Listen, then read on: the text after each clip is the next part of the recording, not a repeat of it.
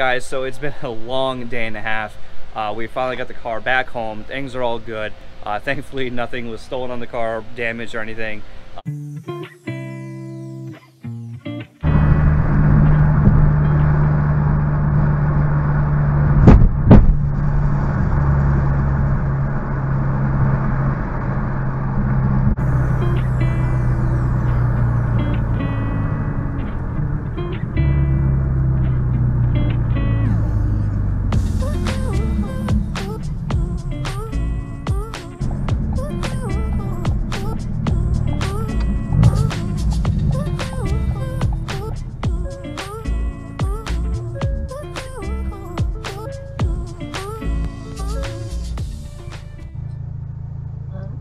You know, it's just one of those days.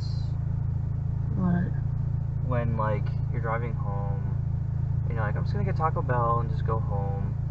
And then you, like, hit a fucking pothole on 55 and blow out your tire in your car.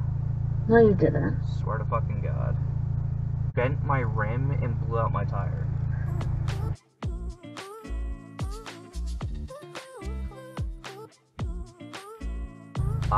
I probably need to put my spare tire on, I guess.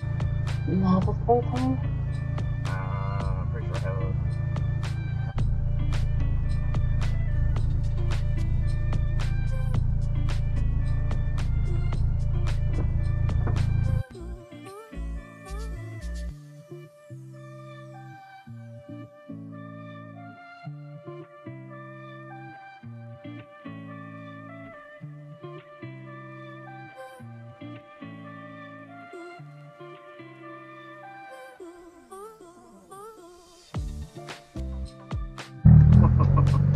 What a day.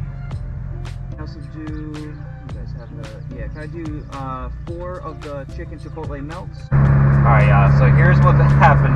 So last night, we'll play the footage if you guys haven't already seen it. Yeah, so I smacked that pothole, literally didn't even see it. Freaking actually bent my rim and blew out the tire. Hobbled my way into a Taco Bell parking lot last night, probably around 11:30. And just sat there trying to get the tire off the car. Could not get the lug nuts off with my 4-way bar. Ended up just having to leave the car last night and Taco Bell, which is kind of unnerving. It's not really in a great neighborhood. I was joking around thinking that my car was going to be on blocks, which actually would have helped me because they probably would have got the tire off then. So yeah, I had to have my wife wake up my baby, drive out there, pick me up, went back to the house, got all my stuff, got an extra rim, went out and tried to get the lug nuts off, and I guess when the dealership, just when I got the brakes done, they had torqued those lug nuts so tight I literally could not get it with my 4-way bar. So it's my in-laws' house and borrowed my father-in-law's brake bar and used an impact socket. Now it turns out the impact socket is actually just too thick to fit in the spot where the lug nut is. So yeah, I ended up could not even use that. So then I have to go out again to Harbor Freight and just spend $116 for my own brake bar with a whole bunch of normal socket with deep sockets but weren't impact in order to actually get them off. And we finally got the rim off, and it has been like a 12-hour ordeal trying to get this thing back home. So now I have a really weird stance right now. I have one 19-inch summer tire on the car, and I have 3 18-inch winter tires on the car, so it's actually driving a little bit funny because the driver's side is up just a tiny bit. And normally I didn't think you would notice it, but you do actually feel it a little bit.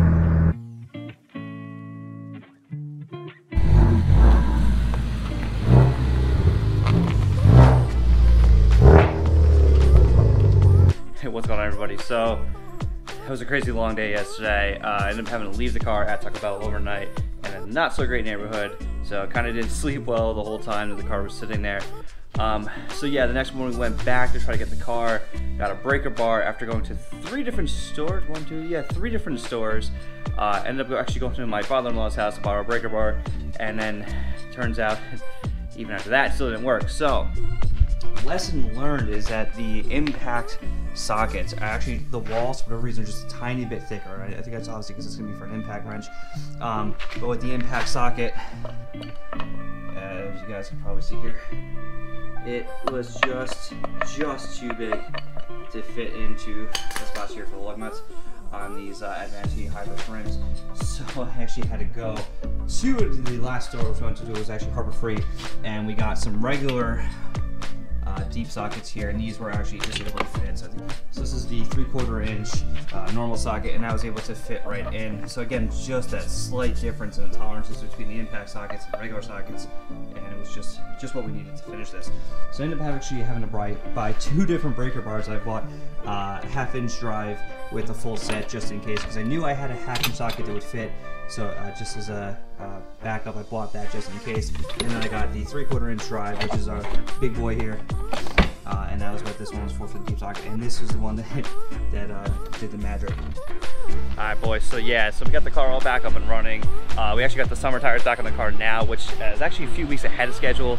I wasn't planning on doing it yet because it's still March, so we still have a chance for some little bit cooler weather, and you know, it's not ideal to have these under 50 degrees, but I think we'll be okay. It's been relatively nice out, so plus I don't really have a choice right now. I'm not gonna run 1 summer tire and 3 winter tires because that would just be kind of stupid. So yeah.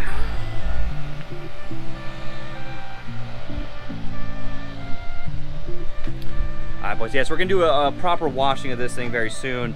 Now that we have summer tires on, and as soon as we get actually some nicer days, I think, after this week, we'll get the tuning process going, because I do have to kind of get the car up to some speed. A little more on that a little bit later. But yeah, during the tuning process, I don't want to do that. I did not want to do that in the winter tires. So yeah, we're all set up, ready for that now. Anyway guys, so it's been a long day and a half. We finally got the car back home. Things are all good. Thankfully, nothing was stolen on the car, damaged or anything. The rim was bent, so we're gonna have to try to get that fixed or just get a new rim. The tire, I think, should be salvageable though, because it looks like the tire is intact. Sidewall looks all good. Just looks like the bead or the seal had come off where the rim was bent, which is why we had the flat tire there. So I think we are gonna be okay with that. But yeah, so anyway guys, I do appreciate you guys stopping by, and again, we'll have more content coming very soon, and we'll see you guys next video.